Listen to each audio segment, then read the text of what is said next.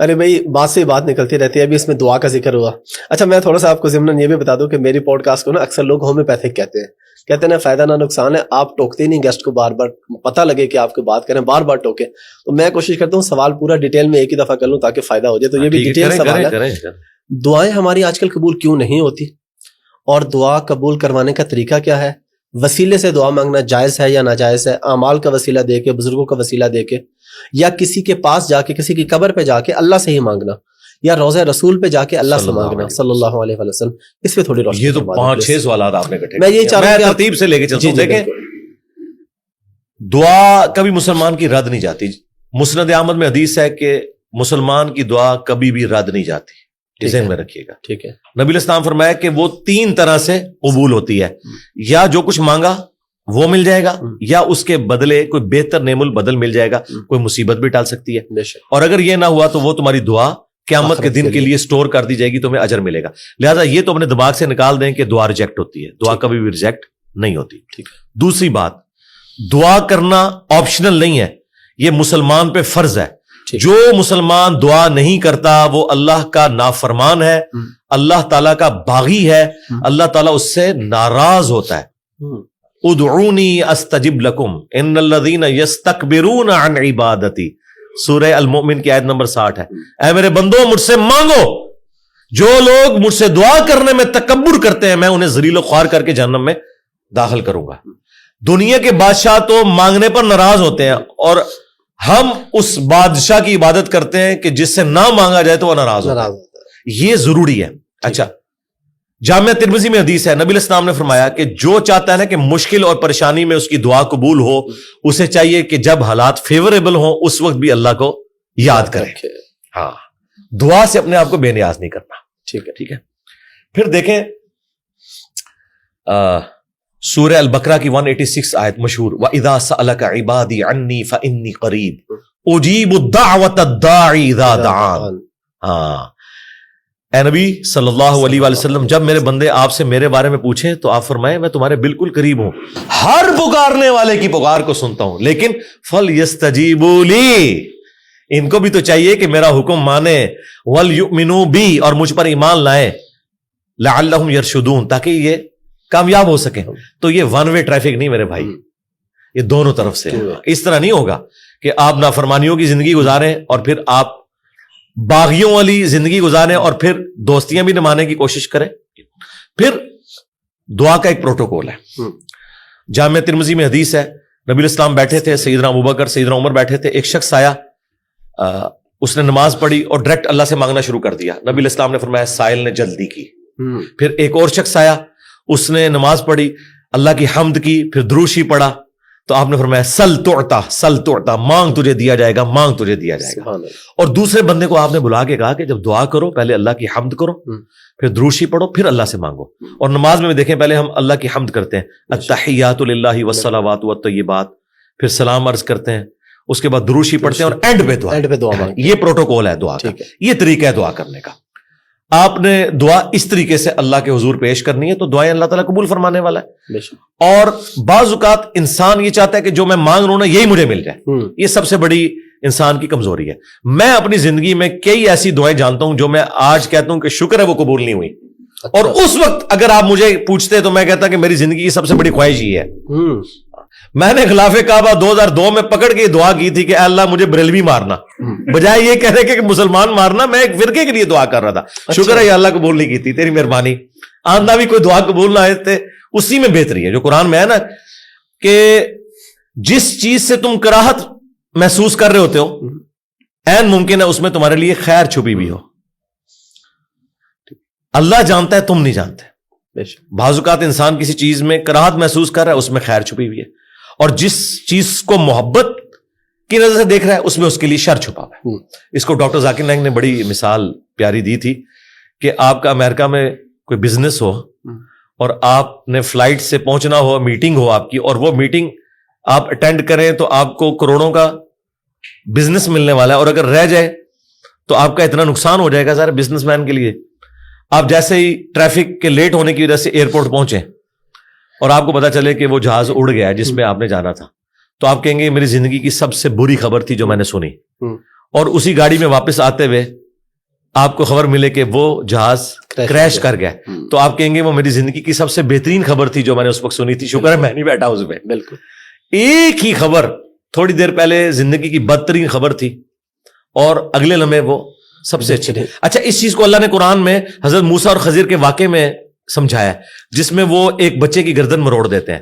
وہ یہ نہیں ہے کہ یہاں کو پیر بچوں کی گردنیں مروڑیں گے, وہ فرشتہ تھا, وہ حضرت اسرائیل والا کام کر رہا تھا, اس کو اللہ تعالیٰ نے اتنی عمر بچے کو دینی تھی. لیکن اس کے جواب میں انہوں نے کیا کہا کہ تمہارے رب نے ارادہ کیا کہ اس سے بہتر اولاد انہیں دے, کیونکہ اس اولاد نے ذلیل کروانا تھا ماں باپ کو.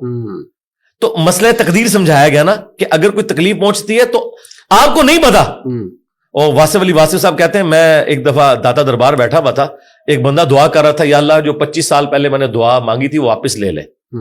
یہی وہ ریپیٹ کر رہا تھا. تو میں نے اسے بعد میں پوچھا کہ یہ آپ کیا بات کر رہے ہیں, تو کہنے لگا میں نے, میری بیٹیاں ہی تھیں, ساری اچھی نکلی ہیں, لیکن میری تسلی نہیں ہوتی تھی. 25 سال پہلے میں نے ایک بیٹا مانگا رو رو کے, کتنی منتوں سے مرادوں سے, اور وہ چرس اور ہیروئن کے نشے میں پڑ گیا, تو گھر کا سارا سامان اس نے بیچ دیا.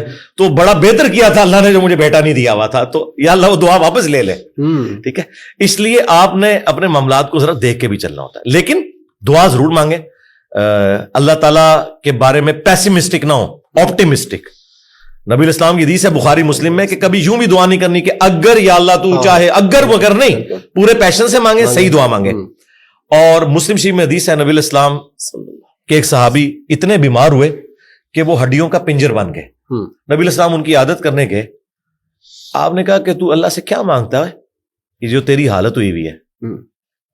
تو نے کہا یا رسول اللہ میں اللہ سے ایک ہی دعا مانگتا ہوں کہ اے اللہ جو تو نے مجھے آخرت میں عذاب دینا ہے نا, دنیا میں ہی دے لے. نبی الاسلام نے کہا سبحان اللہ, اللہ پاک ہے, یہ تو نے کیا عقیدہ بنایا ہوا ہے. یعنی حضور جب حیران ہوتے تھے نا, تو یعنی غلطیوں سے پاک تو اللہ ہی ہے, یہ کہتے تھے. وہ تیرے اندر سکت ہے کہ تو دنیا میں بھی اللہ کا عذاب برداشت کر سکے, اور تجھے تو چاہیے تھا تو کہتا اللہم ربنا آتینا فی الدنیا حسنہ وفی الآخرۃ حسنۃ وقینا عذاب النار. اے اللہ مجھے دنیا میں بھی بھلائیاں عطا فرما, آخرت میں بھی بھلائیاں عطا فرما, اور آخرت کی سب سے بڑی بھلائی مجھے دے, وقینا عذاب النار, جہنم کی آگ سے بچا لے. تو نبی الاسلام نے کہا یہ پڑھ. اس نے پڑھنا شروع کیا. صحابہ کرام کہتے ہیں کچھ دنوں بعد وہ ایسے ہو گیا جیسے مردہ زندہ ہو جاتا ہے, بالکل ٹھیک ہو گیا. ٹھیک ہے, تو اندازہ کریں کہ بعض اوقات ہماری اپنی مس ہینڈلنگ ہوتی ہے. پھر نبی الاسلام نے کچھ ہمیں راستہ بھی بتایا ہے. بخاری مسلم میں حدیث ہے جس کی یہ خواہش ہو کہ اس کی عمر دراز ہو جائے اور اس کے رزق میں برکت ہو. یہی دو دعائیں ہیں جس کے پیچھے لوگ درباروں پہ بھی جاتے ہیں, ادھر ادھر ذلیل ہوتے ہیں. بالکل کہ جی صحت والی زندگی ہو, لمبی ہو, ظاہر انسان کے اندر اللہ نے خواہش رکھی ہے, اور فراخی ہو. نبی الاسلام نے یہ دونوں چیزیں گنوائی. بخاری مسلم کے الفاظ ہیں جو یہ چاہتا ہے نا وہ اپنے رشتہ داروں کے ساتھ اس نے سلوک کرے, شریکا نال. پنجابی کہتے شریکا نال, کیونکہ انسان دوسروں میں لگا لیتا ہے, شریکا نہیں دینا. جدھر یعنی آپ کے وہ کامن انٹرسٹ ہوتے ہیں نا, وہ شریک ہوتے ہیں نا وہ. اس لیے آپ دیکھیں گے سارے تعویذ دھاگے بھی شریک کرواتے ہیں. کبھی کسی محلے دار نے کسی پہ تعویذ نہیں کرایا, وہ آپ کے شریک ہی کروا رہے ہوتے ہیں. جہاں جیلسی فیکٹر تھا وہیں خرچ کرنے کے اوپر اللہ تعالیٰ نے اجر رکھا ہوا ہے, اور یہ آپ کے اوپر کتنی بڑی آزمائش ہے. جہاں آپ خرچ نہیں کرنا چاہتے وہاں آپ نے خرچ کرنا ہے.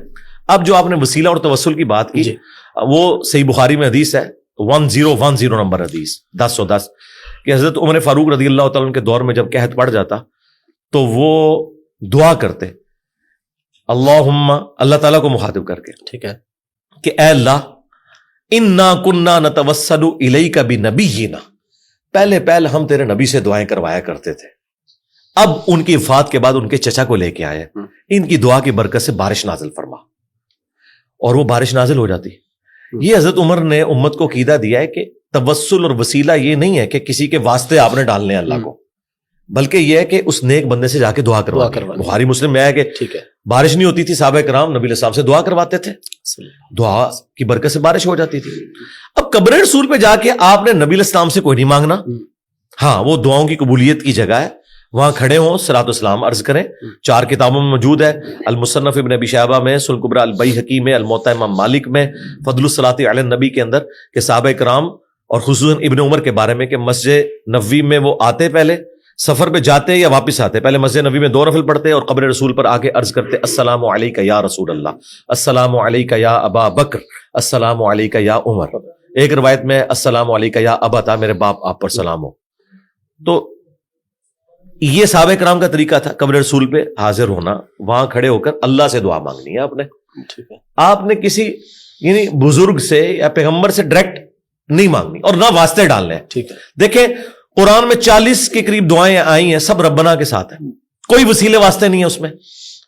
مجھے نہیں سمجھ آتی آپ وسیلے واسطے سے بھی آگے جا کے ڈائریکٹ بزرگوں کو پکارتے ہیں، یا علی مدد کہتے ہیں، یا شیخ عبد القادر جیلانی مدد کہتے ہیں. ان سے پوچھو کہ اللہ کے بندو کیا مولا علی علیہ السلام نے کسی کا واسطہ ڈال کے کبھی دعا کی ہے یا اسے پکارا ہے؟ شیعہ کی جو سب سے اتھینٹک کتاب ہے نا مولا علی کے خطبات نہج البلاغہ، اس میں ایک خطبہ موجود ہے، اپنے بیٹے کو انہوں نے کچھ نصیحتیں کی ہیں. اس میں انہوں نے کہا کہ حسن یاد رکھنا تم اس کی اولاد ہو جس نے عنقریب مر کے مٹی ہو جانا ہے، بقا صرف اللہ کی ذات کو ہے. حسن جب بھی تجھے مصیبت اور پریشانی ہو صرف اسی کو پکارنا، اور اے میرے بیٹے حسن یاد رکھنا اللہ کی بارگاہ وہ ہے جس میں اس نے اپنے لیے کوئی دربان بھی مقرر نہیں کیا، تم ڈائریکٹ اللہ سے مانگو. اب مجھے بتائیں اگر یا علی مدد کا عقیدہ ہوتا تو سب سے پہلے وہ اپنے بیٹے کو سکھاتے حسن ابن علی کو. بالکل. اگر حسن ابن علی کو یا علی مدد کا عقیدہ نہیں سکھایا گیا تو باقی تو شاہی کوئی نہیں. پھر یہ سارے انہوں نے گھڑے ہوئے عقیدے. ہاں آپ یہ کہہ سکتے ہیں اے اللہ جو تجھے اپنے نبیوں سے، ان کے اہل البیت سے، ان کے صحابہ سے محبت ہے، میں اس محبت کا وسیلہ تجھے پیش کرتا ہوں کہ میرا یہ کام کر دے. یہ اللہ کی صفت کا وسیلہ ہوگا. ٹھیک ہے. وَلِلَّهِ الْأَسْمَاءُ الْحُسْنَى فَادْعُوهُ بِهَا. اللہ کا اپنے پیغمبروں سے محبت کرنا یہ اللہ کی صفت ہے، اس کا آپ وسیلہ پیش کر سکتے ہیں. ٹھیک ہے.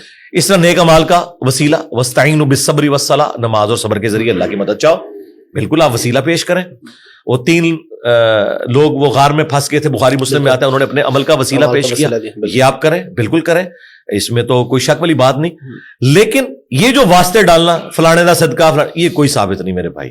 اس طرح کی کوئی روایت اصول محدثین کے اوپر صحیح نہیں ہے.